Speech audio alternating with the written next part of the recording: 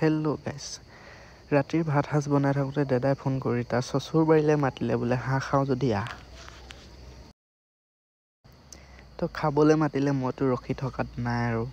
অসমীয়াত এষাৰ কথা আছে নহয়, বোলে মাতিলে ৰণলৈও যাবা নেমাতিলে ভোজলৈও নাযাবা। হাঁহ খোৱাৰ লোভত লগে লগে জাকেটটো আৰু হেলমেটটো লগাই লৈ বাইকখন উলিয়াই 100 টকা তেল ভৰাই মই মোৰ যাত্ৰাটো আৰম্ভ কৰি দিলোঁ।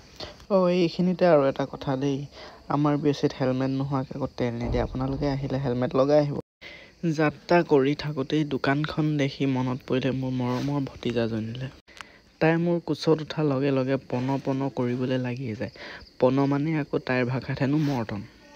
দোকানত সোমাই 5 টকা টেঙা মৰ্টন আৰু 20 টকীয়া ডেইৰী মিল্ক চকলেট এটা পকেটত ভৰাই হাঁহ খাবলৈ বুলি কৰা মই মোৰ যাত্ৰাটো আকৌ আৰম্ভ কৰি দিলোঁ।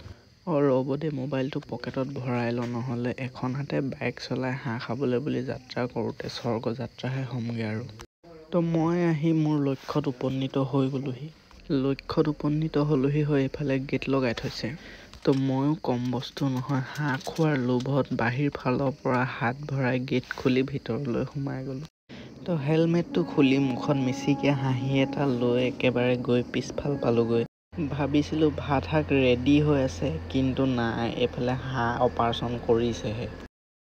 তাৰপিছত মই মোৰ মৰমৰ ভতিজাজনীক কোচত লৈ টেঙা মৰ্টন এটা হাতত তুলি দিলোঁ। মৰ্টনৰ টুকুৰা এডোখৰ মুখত ভৰাই লৈ তাইৰ কি মিচিকীয়া হাঁহি।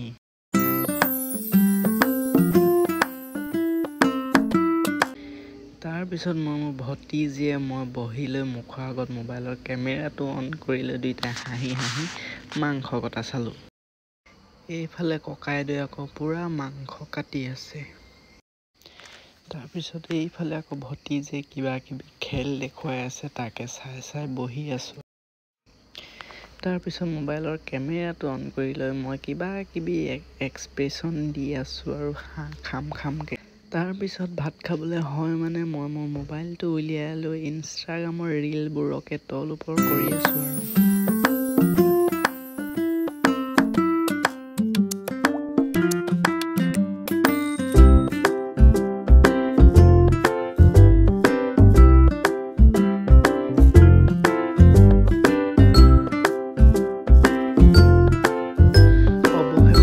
ধৈৰ্যৰ অন্ত পৰিল আৰু ভাত খাবলৈ মাতিলে। মুখৰ আগত মাংসৰ বাতি দেখি ৰ'ব নোৱাৰি লাপুককৈ মুখত এডোখৰ ভৰাই দিলোঁ। তো গাইছ, আজি ইয়াকে দেখুৱালোঁ আৰু ভিডিঅ'টো চাই কেনেকুৱা পালে কমেণ্ট এটা কৰি জনাব আৰু লাইক কৰি দিব। তো নতুন এটা ভিডিঅ'ত আকৌ লগ পাম। আজিলৈ বাই বাই।